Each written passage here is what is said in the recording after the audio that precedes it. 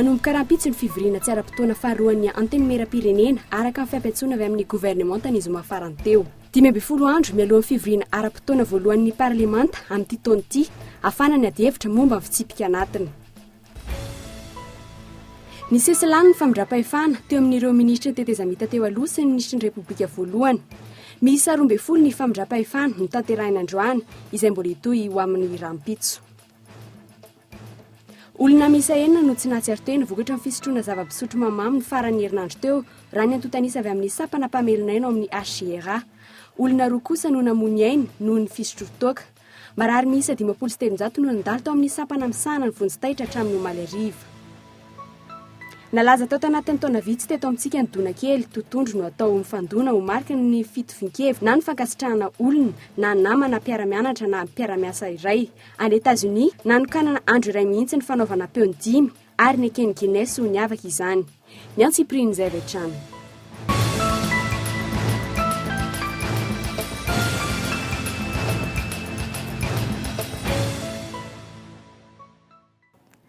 Ankafaliana trano tomboky lasy tomboky vavy ny tsidihana ny tokantranonao amin'izao hariva izao ampanajana no anasananao anaraka ny fampahalam-baovao eto amin'ny fahitalavitra KOLO TV hatramin'ny farany. Ny pejy politika avy hatrany no mboantsika izany fampahalalam-baovao izany anomboka rahampitso ny fivoriana tsy ara-potoana faharoa ny antenimieram-pirenena araka ny fampiantsoana avy amin'ny gouvernemanta ny izy mafarany teo. 12 andro mialoha ny fivoriana ara-potoana voalohan'ny parlemanta amin'ity taona ity mafana ny ady hevitra mitotona ao anatin'ny fivorian'ny parlemanta io raha teo ny fataperan'ny iray volana omeny lalam-panorenana ny prime ministre anambara ny politika hoentiny mampandrosa ny Madagasikara mahalona ny solombavambahoaka anaona ny Tsimbazaza rahampitso fanadidina hoentiny Andry Rarson.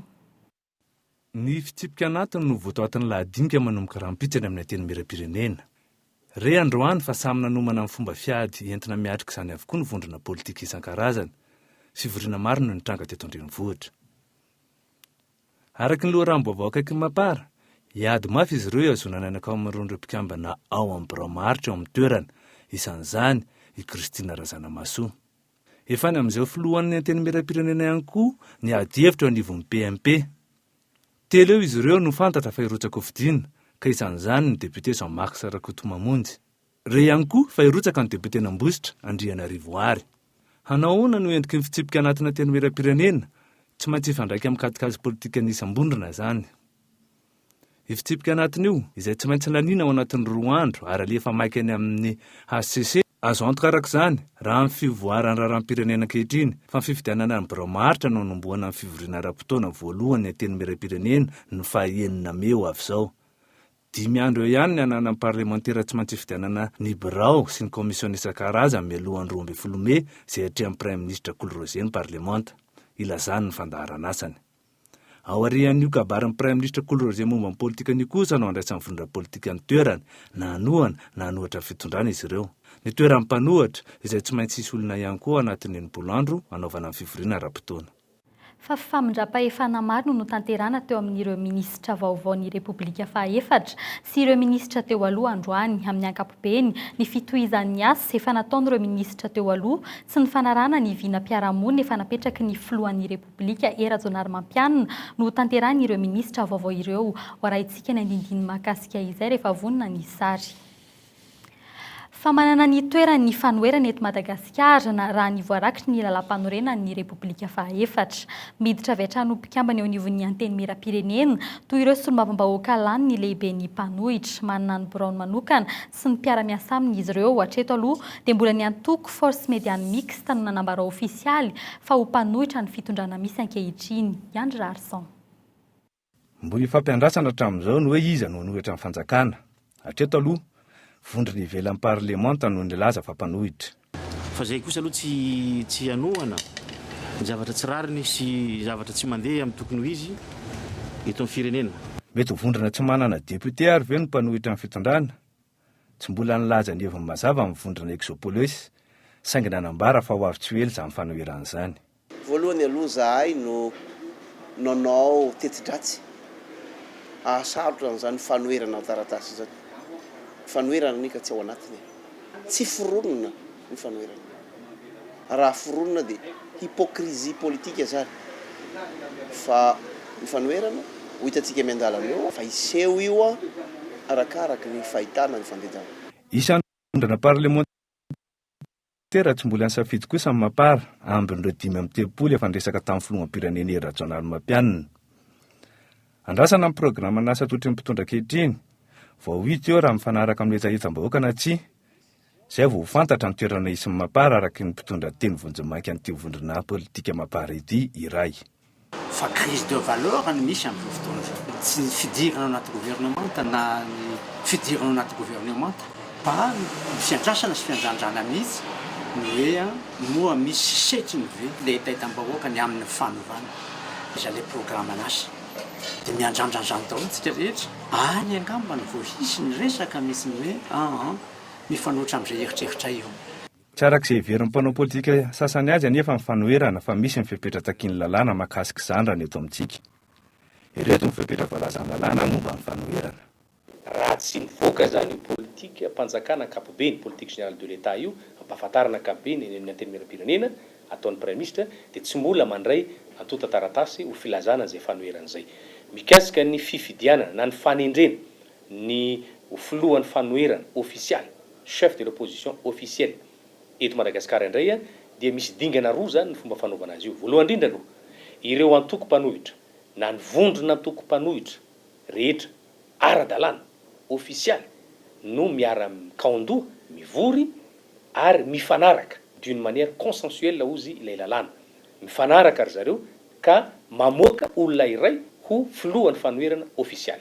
Raha tafavoaka zay miray hevitra ry zareo dia io olona iraisany zareo hevitra io no tendreniny fitoram-panjakana ho opposition ho chef de l'opposition officielle. Raha tsy mahita marimaritra iraisana kosa ny antoko-panohitra rehetra na ny vondrona antoko-panohitra rehetra dia ny fanjakana no manendry. Ka ny fomba hanendren'ny fanjakana dia araka ny voalazan'io lalàna io ihany dia ny hoe izay nahazo vato be indrindra manerana ny Madagasikara tamin'ny fifidianana solombavam-bahoaka averiko tsara indray izay antoko na vondrona antoko politika ka nanana kandida tamin'ny fifidianana solombavam-bahoaka ka nahazo vato be indrindra amin'ny fitambarany. Zany hoe tsy le nahazo solombavam-bahoaka be indrindra akory fa zay nahazo vato be indrindra nanana kandida izy ka nahazo vato be indrindra rehefa natambatra ny vato azo ny kandida ry zareo tamin'ny fifidianana solombavam-bahoaka dia izay no voatendry ho filohan'ny fanoherana ofisialy eto Madagasikara ary mitana ny toerana zany filohan'ny fanoherana zany eny anivony antenimieram-pirenena. Ankoatr'izay tsy olona na alakobika tsy tiako tarena anaovana fanoherana fa raha araky ny lalàna velona ihany dia miprograma nasa ny fitondrana mpanatanteraka no mety ho toerina. Mazava ny voalazan'ny lalàna fa ny antsoina hoe antoko-panohitra araka voalazany andininy faharoa ao anatin'ny sata mifehy ny fanoherana ara-politika eto Madagasikara dia antsoina hoe antoko-panohitra ny antoko politika na ny vondrona antoko politika iray izay manana eritreritra hafa mifanohitra amin'ny politika mpanjakana ankapobeny na ny politique générale de l'État. Io politika mpanjakana ankapobeny io dia tapahan'ny filohan'ny republika eo anivon'ny filan-kevitry ny ministra ary atolotry ny lehiben'ny gouvernemanta prime ministre eo anivon'ny antenimieram-pirenena. Aorinan'ny famoahana an'izay politika mpanjakana ankapobeny izay ho ofisialy eny amin'ny antenimieram-pirenena vao afaka ny joro amin'izay izay mahita fa tsy mety zany politika mpanjakana zany, tsy mifanaraka amin'ny heviny zany politika mpanjakana zany, dia izay vao afaka mijoro ny ho antoko-panohitra. Antoko politika misy 730 amin'ireo 200 misy eto Madagasikara no mbola nahavita izany herinandro mialoha amin'ny fanaterana ny antota-taratasy farany. Fanao isan-taona ny fanaterana an'ity antota-taratasy ity araky ny lalàna amin'ny fiainantoko politika dia amin'ny voalohan'ny volana janoary ka amin'ny farany volana aprily isaky ny taona hitsahana no anaovana izany. Mikasika ny fanambaram-pisihana izay tsy maintsy ataon'ny antoko politika rehetra eto Madagasikara isan-taona mialohan'ny farany volana avrily dia manaitra ny mpanao politika sy ny mpitarika antoko politika rehetra izahay eto anivon'ny ministeran'ny antany fa hatramin'izao andro ny androany herinandro mialohan'ny fahataperan'ny fotoana izao dia tsy misy afa-tsy 7 amby 30 amin'ireo 250 no nahavita an'izany fanambaram-pisiana izany.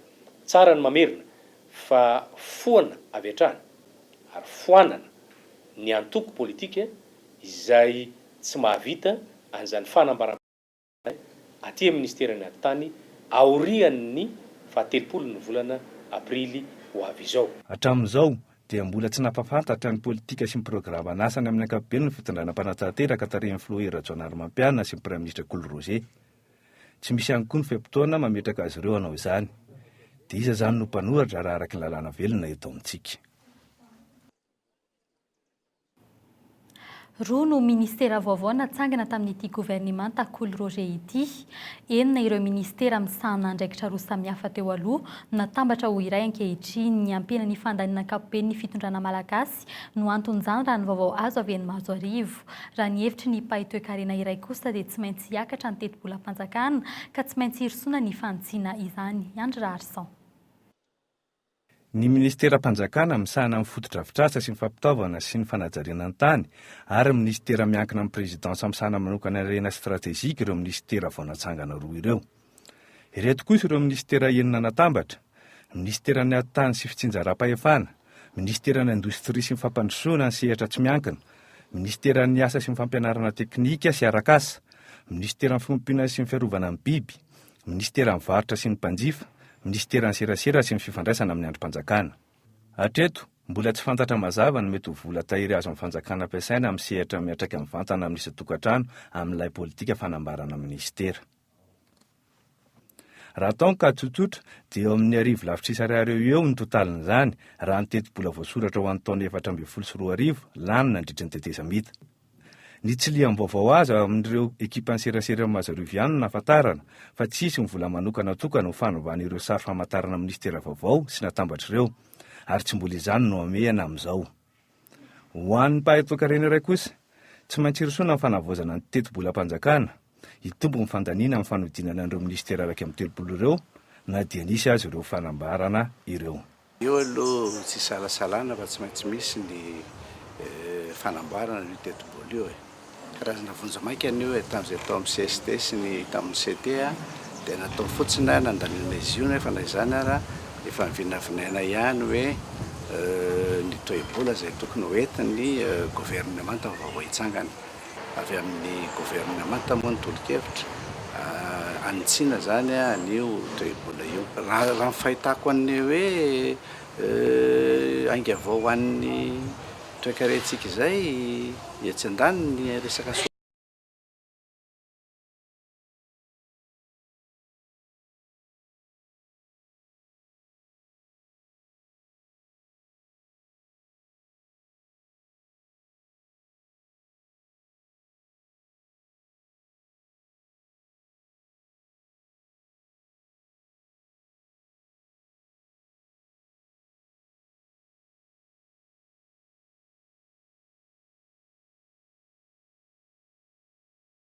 Ra-pahefana.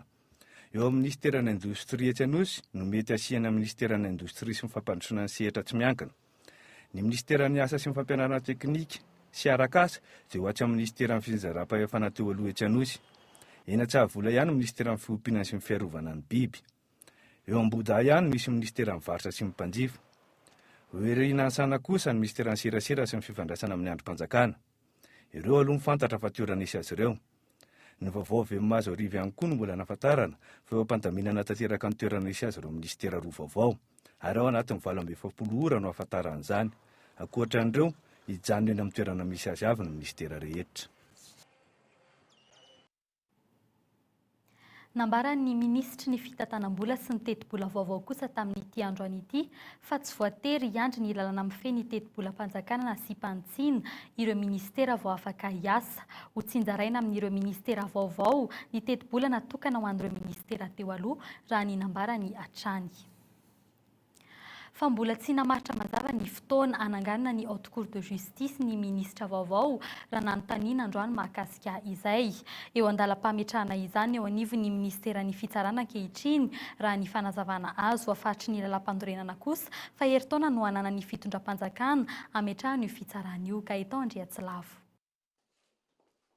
Isan'ny tsy mampivoatra ny Madagasikara ny kolikoly sy ny fitongilanana amin'ny fitsarana. Ho amafisina araka izany ny ady atao amin'ny kolikoly eo anivon'ny fitsarana manerana ny nosy. Isy ihany koa fametrahana fomba fijery vaovao, isorohana ny fahafenoan'ny fonja raha ninambara ny ministry ny fitsarana nandritra ny famindram-pahefana natao teny faravohitra io maraina io. Hoe mba jerena zany hoe mba ny olona voatsara sy voahelika ny tokony ho betsaka ao am-ponja fa tsy ny olona ny tanana vonjy maika.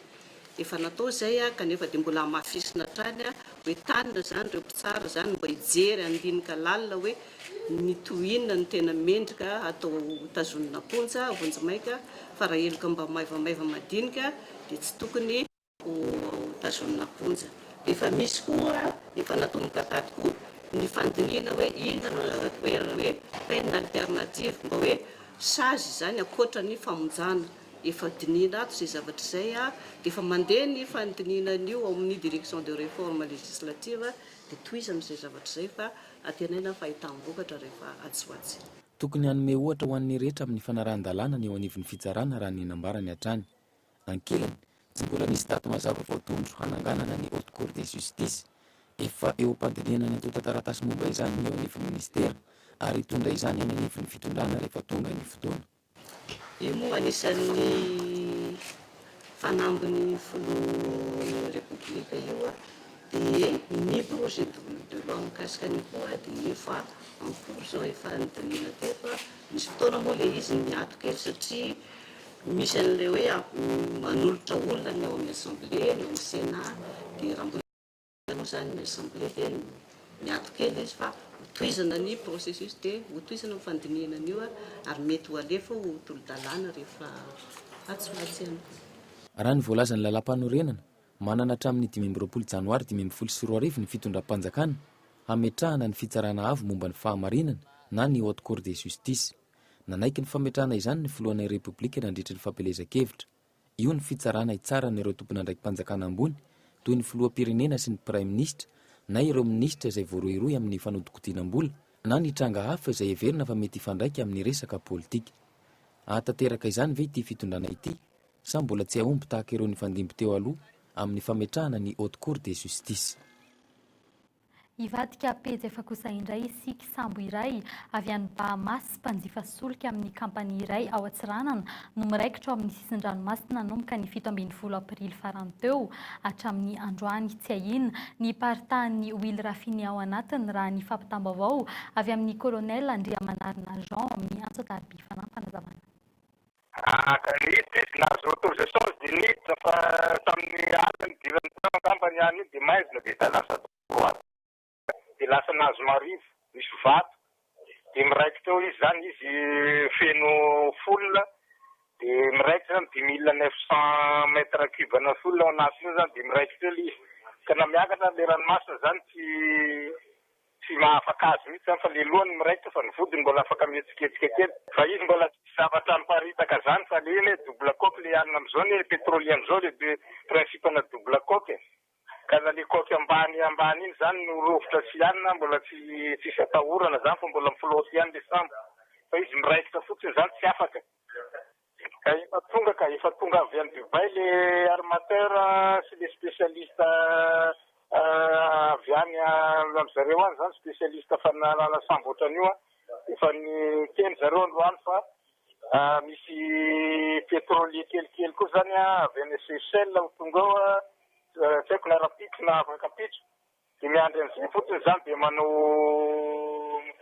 manao côte eo zany zareo misy afindra allègement zany allégé fa naloha zany le anankiray ty misy afindra amin'le anankiray kely zany eo amin'ny 2000 mètres cube eo izay zany araka ny calculandreo miala 2000 mètres cube eo dia mety miamaivana zany le any dia mety afaka amin'le lohany miraikitra eo amin'izay izy dia atao marche arrière fa izy fotsiny zany tsy marche arrière amin'izao fa misy remorqueur avy any Tamatavy koa zany efa ho tonga ao dia zay zany miandry an'izay daholo manao ny opération manala anazy eo fa pour le moment le tsy zavatra miparitaka zany izy koa tsy manelingelina le sambo sy mivoaka miditra ao fa ny sambo sy ny anany afaka miditra sy mivoaka ao foana. Iverina eto Antananarivo kosa isika eo amin'ny pejy sosialy, izy fahatapahany amin'ny ampahany lalana sasany manderina ny boriboritany enina atao anatin'ny efa-bolana manomboka androany ireo asa maika fanarenana sy fanatsarana ny lalana. Mbola ho tip-top ihany no anaovana ny ankamaroan'ireo lalana amboarina raha ny fanazavana azo iltasinjo. 5.3 toradroa ny velaran'ireo lalana anaovana ny asa fanarenana eto Antananarivo renivohitra. Ahitana asa amin'izany avokoa ireo boriboritany enina ka ireo asa maika no natomboka tamin'ity herinandro ity. Isarak'izany ny fandaminana eo amin'ny fifamoivoizana amin'ireo faritra voakasiky ny fanamboarana. Amin'ny boriboritany voalohany dia ny lalana eo atsara lalana zany lalana Iova sy Radama voalohany. Lalana Iova sy Radama voalohany eo atsara lalana zany dia tapaka mandritry ny andro eo atsara lalana, dia mandritry ny alina indray nefa eo atsara lalana ihany fa manoloana ny cotonazy conforama dia ny garina ny alina indray ny tapaka. Zay zany fomba fandrindrana asa atao amin'ny commune zany sy ny amin'ilay fifamoivoizana dia fandimbiasana ny fanapahan-dalana ny andro sy ny alina zany. 3 miliara ariary avy amin'ny fiajijianan'ny Repoblika no entina anaovana ireo fanamboaran-dalana ireo. Araka ny fanazavana azo androany, tsy hiova amin'ny fomba fanao hatramin'izay ny commune amin'ity indray mandeha ity. Mbola ny tip-top hatrany no tena ho betsaka amin'ireo asa ireo. Misy rekovorena tanteraka, misy tip-top fa tip-top manara-penitra ilay izy, manara-dalàna tsara araka ny norme internationale zany. Ny teo anivon'ny fiajijianan'ny Repoblika izay mamatsy vola ihany koa no nisafidy ireo orinasa anatanteraka ireo asa ireo raha ny fanazavana azo hatrany. Isy isan-kerinandro ny famoahana ny lisitra ireo lalana ho tapaka sy ny fepetra ho raisina mifanaraka amin'izany ho fandrindrana ny fifamoivoizana. Izao koa tsika dia hiverina eo amin'ny pejy politika mahakasika ny fitantanan-draha ara-panjakana ny fifamindram-pahefana maro no tanterana teo amin'ireo minisitra vaovao ny Repoblika fahaefatra sy ireo minisitra teo aloha androany. Fifamindram-pahefam-pirahalahiana no natao teo amin'ny minisitra mpisolo-toerana eo anivon'ny ministera ny fampandrosoana sy ny fanajariana ny tany teo aloha sy ny minisitra vaovao misana ny fampitaovana, ny fotodrafitrasa ary ny fanajariana ny tany Rakoto Vaorivo androany folakandro. Nanatrika izany ny minisitra maro sy tompon'andraiki-pahefana eo anivon'ny fiadidinana ny Repoblika toy ny taleha kabinetra niaraka tamin'ireo tale jeneraly ny ratsamangaka n'ity ministera ity toy ny seimady sy ny analoga. Mahakasika ny asa ho tanterahany ministera dia nambaran'ny minisitra vaovao fa isy ny fandaminana eo amin'ny samy ministera.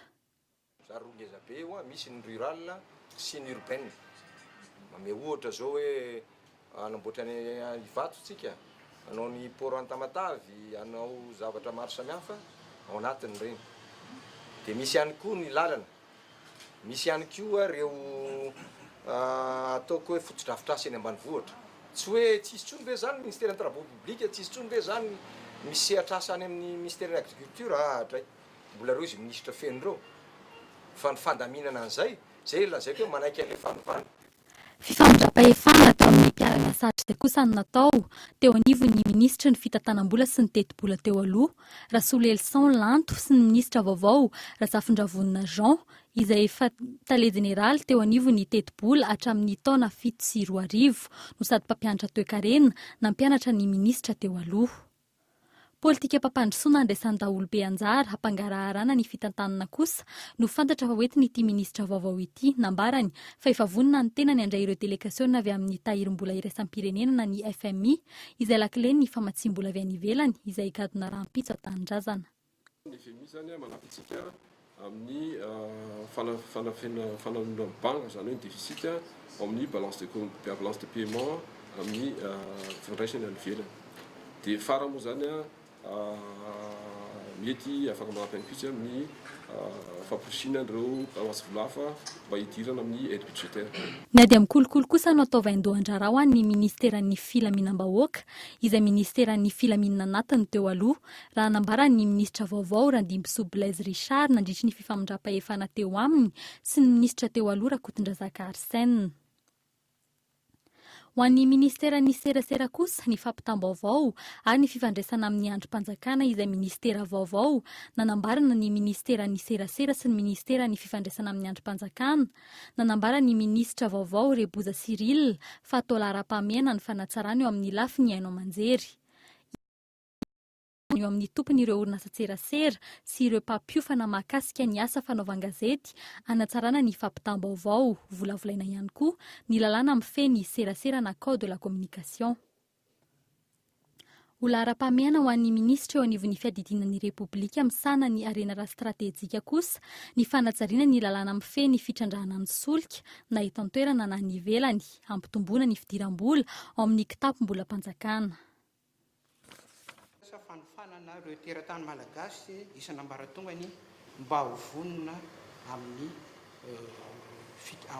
efa misy ny fahazoatsika ny solika avy any ambanin'ny tany.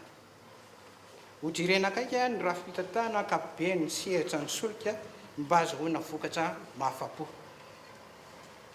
Ezahana fampitomboana ny tombontsolika ny fomba fanaparitahana azy any amin'ny toerana lavitra indrindra ary koa ny toerana sarodalana. Notanterahana tamin'ny tianio ity ihany koa ny famindram-pahefana teo amin'ny praiminisitra lefitra misana ny toe-karena sy ny indostria Boutsaza Pierrot sy ny ministra vaovao ny jenerara Avril Irlanto izay ministra ny toe-karena sy ny fandaminana.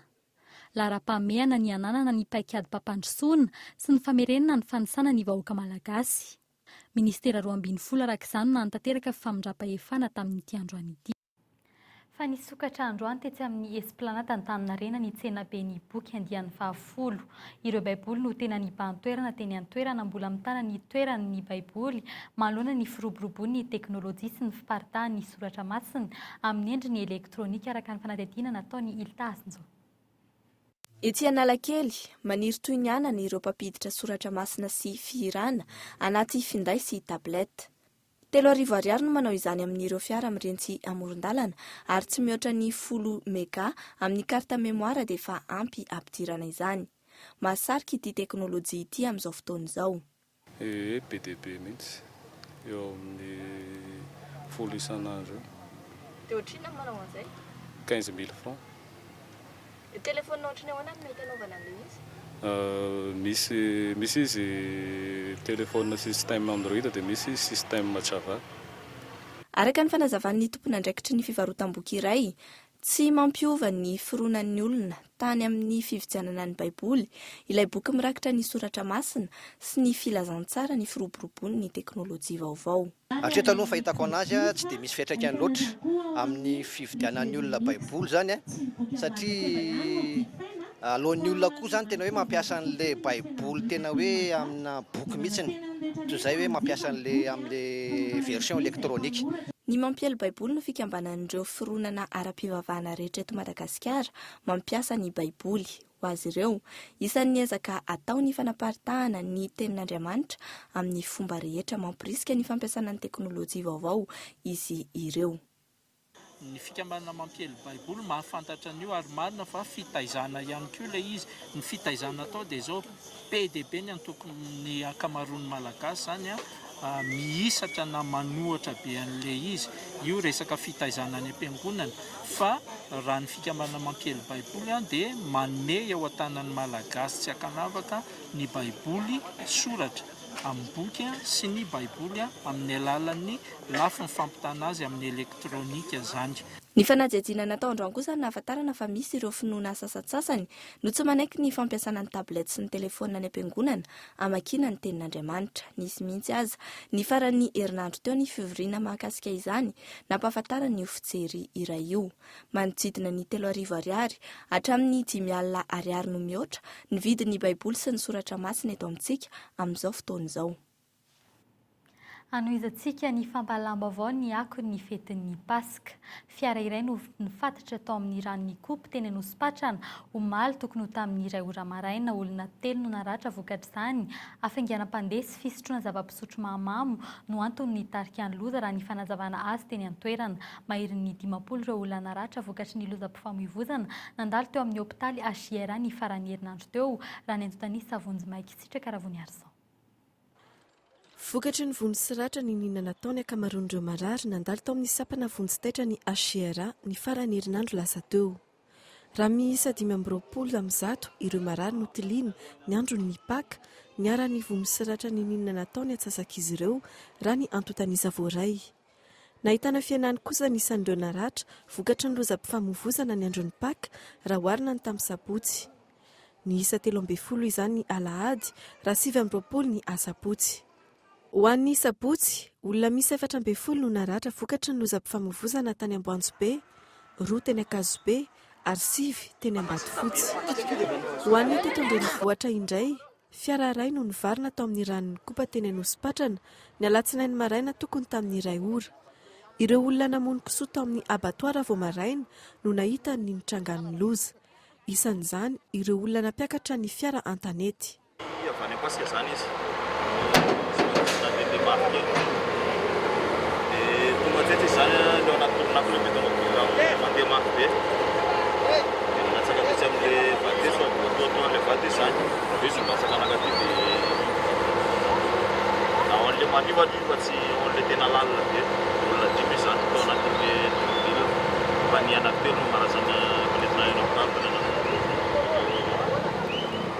Ny isan'ny maty saingy ny ena kosa ny isan'ny naratra nandritra ny fetin'ny Paka, rapitaina tamin'ny herintaona.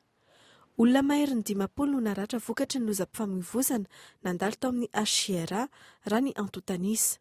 Olona misa 4 no tsy nahatsiaro tena vokatry ny fisotroana zava-pisotro mahamamo ny farany herinandro teo raha ny antotanisa avy amin'ny sampana mpamelonaina ao amin'ny HCRA. Olona roa kosa ny namony ainy noho ny fisotro toaka.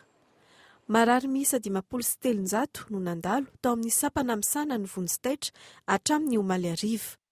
Mbola amin'izay pejy izay hatrany hipoka tanteraka ireo toerana natanterahana fampisehoana ny alatsinainy ny Pasika. Tsy latsa-danja ny tao amin'ny tao Ivato, Fasafasy, Tsiliva sy Barinjaka, teo ihany koa ny tao amin'ny Koliseum Matsunjombe, fa ankoatr'ireo fampisehoana nasarika mpijery dia maro ihany koa ny sarimihetsika tao amin'ny Ritsa sy Rex sy ireo ankizy kosa nahazo vana tamin'ireo hetsika nokarakaraina tany Analamanga Park sy ireo kilalao maro samihafa teny Ambojatovo ny akon'ireo avy hatrany no entiny sitraka Ravony Arsan. Ny fanitsakitro tanteraka ireo olona tonga teny Ambojatovo omaly, ny laharana ireo kilalao nanokana teti-bola manokana mihitsy ireo ray aman-dreny ampifalifaliana ny ankizy. Ho any ankamaroan'ireo kilalao teny Ambojatovo, 3 ariary ny 10 minitra. Fa ankoatran'ireo kilalao ireo, nandeha ihany koa ny tsena ny barba papa. Teto 500 ariary ny iray. Hatramin'ny maraina, barba papa 100 no lafo. Maro ireo ny safidy ny tsy ala ny renivohitra ny andro ny alatsinainy ny Paka. Itsakatsakana ty Ambojatovo hoe azony mba hijery vaovao zany ny ankizy fa ty mbe vaovao mba maninana ny ankizy. Efa ela zany ty zanako ty netiko taty dia ndaontsika hozy izy ho any Ambojatovo. Mbola fanomezana fahafa-po ho an'ny ankizy ihany, niavaka ny hetsika natao teny Analamanga Park omaly. Ankoatran'ireo kilalao maro samihafa, tonga nanafana ny lanonana ireo mpanao sarimihetsika malagasy. Nahavariana ireo ankizy ihany koa ny fahitana an'ireo mpilalao sarimiaina. Naoraka ihany koa teny amin'ny bypass, toerana fitsangatsanganana miala kely ny renivohitra. Feno mpitsangatsangana hatreny tanimbary. Samy nahazo ny anjara an'ireo rehetra teny, na ny tanora na ny izy, tamin'ny alalan'ireo kilalao maro samihafa hita teny atoerana. Ty mahafinaritra be mihitsy ka isan-taona izay mankaty foana. Tanàna etsy ambonitsy any dia akaiky bypass dia hoe dia vita eto. Hipoka tanteraka ireo toerana natanterahana fampisehoana omaly, niamboka tanteraka tao anatin'ny gadona kilalaka ireo mpankafy tonga teny amin'ny club nautika Ivato.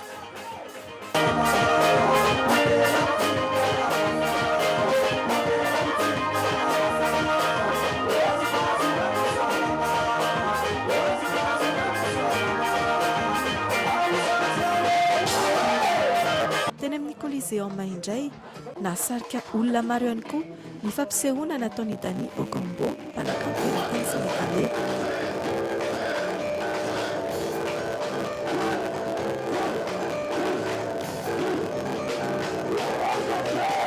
Fa ankoatran'ireo nasarika olona maro ny sarimihetsika adisanina teny amin'ny Ritsa sy Roxy. Feno hipoka ireo seza 500 tao amin'ireo toerana roa ireo. Tamin'ny 12 atoandro dia efa ny laharana ny fidirana tamin'ny 4 ora. Nianoka tanteraka tao anatin'ny fetin'ny tsirairay nandritra ny farany herinandro iny. Samy nanao izay nahafa-po azy izy ireo. Teo amin'ny lafiny fitaterana kosa indray nandritra izay fetin'ny Pasika izay hatrany, lasa fiara manokana ny ankamaroan'ireo taxi be mivondrona ao amin'ireo kooperativa mampitony ireny vohitra sy ny manodidina omaly. Voakasika izany ohatra ireo zotra makany Vato Ambatofotsy alakamisy feno arivo, saiky ny tapakandro maraina ihany izy ireo no niasa omaly. Ho anteto andrenivohitra kosa tsy nisy fiovana ny ora fiasan'ireo taxi be, na izany azy nanano sarotra ihany ny fandraisana azy ireo raha ny fanadinana nataony Haingo Rakotoarso. Ankoatran'ireo fiaran'olon-tsotra, maro ireo taxi be nanao spesiala omaly. Ambatofotsy, alakamisy ny feno arivo, Ivato, Bypass no faritra ny asan'izy ireo tamin'ny ankapobeany no ireo toerana ireo azo hitsangatsanganana sy ny karakarana hetsika maro samihafa. Tsy ny rehetra nefa ny voakasika izay, nisy tamin'ireo taxi be no nanohy ny asany toy ny mahazatra. Ny atao manokana resaka autorisation mamely be polisy zandary. Nareo zao nanomboka tamin'ny niasa taminaray? Nanomboka tamin'ny enina. Dia nanao ahoana ny hoe niasa androany somary betsaka hita nandeha na be sara nanao ahoana? Ratsy ny karama androany tsy dia nisy io. Hatramin'ny firy zao nareo niasa raha mila amin'ny andro fety? Tapatapitry ny olona ka. Amin'ny mahandro fetiny omaly, teo ihany koa ireo taxi be izay nisafidy ny hiasa tapakandro maraina ihany. Ho azy ireo, ny farana tamin'ny roa ora tolakandro ny fitateran'olona. Fety ohatr'izao dia be ambotaizy dia ohatr'ny tory vita ihany nataonay. Tapakandro ihany yama dia tapakandro mbo miaraka amin'ny fianakaviana. Kamaroanay zao ohatr'izay daholo nataony teo. Manoloana an'izany, efa saika ny homana hiatrika ny tsy fisian'ny fiara fitaterana ny rehetra, tsy nahasakana azy ireo hifety anefa izay fahavitsiny ny fiara-miasa izay. Dia ny hoanareo manokana zao firy mieritreritra ny andeha ohatsy? Amin'ny enina. Dia manao ahoana ny mety moramora avy na hitana taxi be sa ohatra? Mety mandeha tongotra izay raha embouteillage eto rehefa mody. Aiza nareo zao no mipetraka? Any Anosizato. Hoanareo manokana zao ahoana mety fidina anaty? Zay zao efa andeha ody rehefa avy eo. Inona ny mahatonga an'izay hoe mody izay amin'izao andro fety? Amin'ny tomobile ny andananay otromelo. Nareo zao aiza mody? Ny akato-keliny lahy. Manao ahoana ny fahitana ny taxi be tamin'ny maraina ka mandeha maty Ambohijatovo? Moramora ihany. Nanomboka tamin'ny 7 ora alina vao niantsava ny fitohanan'ny fiara omaly, voakasika tamin'izany ireo lalam-pirenena rehetra miditra eto andrenivohitra. Farana atsika hatreo izay ako ny fetin'ny Pasika izay sankijany eo amin'ny lafiny fifamoivoizana isika. Amin'ny andavanandro saika hatranga amin'izao matetika ny ankizy miampita tampoka na midina tampoka eny amin'ny arabe, misy azy ireo milalao eny amin'ny arabe. Maro ny lozam-pifamoivoizana teraka izy ireny nanambara raha teo anivon'ny Bourgade misana ny fifamoivoizana fa isan'ny antony fahatelo miteraka ny lozam-pifamoivoizana ny fiampitana tampoka aorian'ny tsy fahatombanan'ny fiara sy ny fandehanana mafy tsy mbola mafetateraka. Ny lalàn'ny fifamoivoizana ny mpandeha tongotra eto amintsika, ny toerana andehanana raha teo voabahana avokoa. Zora Kotondrina. Ny roapolo isanjato ny lozam-pifamoivoizana mitranga amin'ny arabe Antananarivo no vokatry ny fiampitana tampoka araka ny atotanisa avy amin'ny brigady amin'ny fifamoivoizana. Saika ireo ankizy iraina na mivoaka irery ao an-trano andeha hianatra na ilalao no tratran'ireo lozam-pifamoivoizana ireny. Tamin'ny taona 2012, ankizy enina no maty lozam-pifamoivoizana ary efa nisy iray maty tamin'ity taona ity araka ny atotanisa voaray. Ilana fitondrana ankizy amin'izao fotoana izao. Izay aloha matahotra aksida dia tsy samy ampita tampoka izay.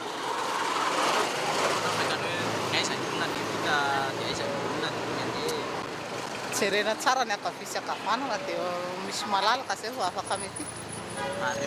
Ankizy miampita irery, ankizy tantanan'olon-dehibe fa ny ankizy indray no avy any amin'ny faritra misy ny arabe, samy tranga amin'izay eto andrenivohitra avokoa ireo na dia mialana mafy aza. Tompon'andraikitra voalohany amin'ny lozam-pifamoivoizana mety ahavoa azy ireny anefa ny iray aman-dreny na ny olon-dehibe miaraka aminy. Mamevana izany anefa ny hoe amaroan'ireo toerana voatokana ho amin'ny mpandeha tongotra, tsy ampy ihany koa ny toerana natokana hiampitana na ny passage libre. Vokatra izany, maro ireo miampita eny amin'izay toerana hita fa malalaka. Sorena amin'izy ireny ny ankamaroan'ireo mpitondra fiara izay matetika hiaran'ny fahatezeram-ponina raha mandona olona na dia tsy fahadisoany 100 isanjato aza. Any amin'ilay ray aman-dreny mihitsy aloha dia voan'ilay izy raha salamiko. Satria ankizy kely izany tokony tsy ho alefa rery eny amin'ny arabe. Raha ny tena izy tokony avany amin'ny adroato foana ny ankizy kely. Ny ankizy kely izany tokony ho any ambonin'ny trottoir foana. fa misy ny olon-dehibe mitondra ankizy kely aty amin'ny ny zazakely indray mataony aty amin'ny lala tsy mety zay mipita tapaka tokony tsy azo ataonao fa tokony zany ianao a raha mipita ianao tokony hijery tsara hoe akaiky kely ve le tômôbila andehananao sa lavitra zay ve anao vao afaka mipita fa raha akaiky kely le tômôbila akaiky kely le tômôbila empitanao a nefa nefa akaiky kely le tômôbila nefa nanao andeha hipita lasa voan'ny accident tampoka ianao na hitsako frein arany a sahirana le chauffeur. Toy ireo mpamily mila mahafeny lalàn'ny fifamoivoizana ihany koa ireo mpandeha an-tongotra tsy mbola mahavoafehy izany anefa ny ankabeazan'ireo mpandeha an-tongotra eto andrenivohitra. Tsy mahay mandeha tongotra koa tsika ny tena marina tsy mahay mampiasa ny arabe zany itsika mpandeha tongotra mikasika an'ireny ankizy kely hoe miampita eny amin'ny arabe ireny a dia manana andraikitra ny ray aman-dreniny raha toka miseho ny loza ohatra hoe tsy fanaraha-maso ny zanany ny famelana ny zanany ilalao eny amin'ny arabe na hoe maniraka ankizy dia tsena na ohatra zany fa ankizy mbola tsy mahalia lalana dia manana andraikitra ny ray aman-dreniny izany akory tsy manana ny andraikitra ilay mpamilina andony fa ifampizarana ny andraikitra zany manana andraikitra ray aman-dreniny manana ilaina fifehezana sy fitandremana araka izany ny fandehanana tongotra na mbola tsy ampy azy ireo fotodrafitrasa natokana ho an'izany azo atao tsara misoroka ny loza amin'ny alalan'ny fitandremana. Tony mahazatra dia zava-bita miavaka avy any ivelany ary hoentintsika mamarana ny fampahalaam-baovao nalaza tato anatin'ny taona vitsy teto na kely totondry natao mifandona mariky ny fitovi-kevitra na ny fankasitrahana ny olona na ny namana na mpiara-mianatra na mpiara-miasa ihany koa izany. Any Etazonia nanokanana andro iray mihitsy ny fanaovana peo 10 ary ny eken'ny Guinness ho miavaka izany. Ramanantsoa.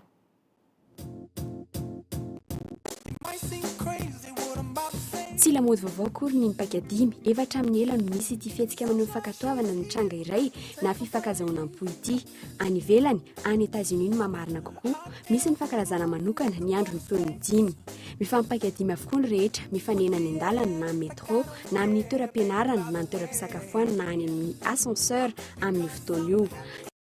Roso roa arivo niteraka etsika manokana isaky ny alakamisy fahatelo amin'ny volana Avril ny pakadimy. Ry zareo Amerikana ihany aloha hatreto no mankalaza izany ary lasa taranja iray manokana ifanana mihitsy izany ao anatin'ny zava-bita miavaka ny Guinness. Ny 17 Avril ankalazana ny pakadimy tamin'ity taona ity mpiara-miasa tao amin'ny orinasa iray tany Etazonia no nahavita ny lalana lava indrindra manao peo 10 filaharam-be nahitana mpandray-anjara 10,000 ary naharitra 13 minitra sy 12 sekondy izany fihetsika mifampakatana izany. Zava-bita ny eken'ny ekipan'ny Guinness ho miavaka ka voarakitra ao anatin'ny bokin'ny record 7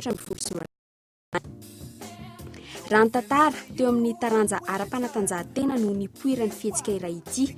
Mpilalao roa izay navita zavatra niaraka ka naomby noho ny fifanarahan-tsaina maneho ny hafalimpony no nanao izany ka nanomboka teo nalaza ny fanaovana izany indrindra tamin'ny taona 20 tany ho any. Ankehitriny maro no fihetsika nanehon'ny olon-droa na maromaro ny firaisan-tsaina amin'ny fotoana voafaritra iray. Isan'izany ity peo 10 ity fa eo ihany koa ohatra ny dona kely izay nalaza ito amintsika taona maromaro izay. Tsy voatery ny tany ihany koa anefa no ampiasaina ary matetika efa mihitatra fa tsy mijanona amin'ny fihetsika iray ny fomba fanao tahaka ireny. Efa miova fitambaran'ny fihetsika maro ny fampitohy ireny matetika ary ampiasana ny fitongotra sy ny faritra hafa ny vatana ihany koa.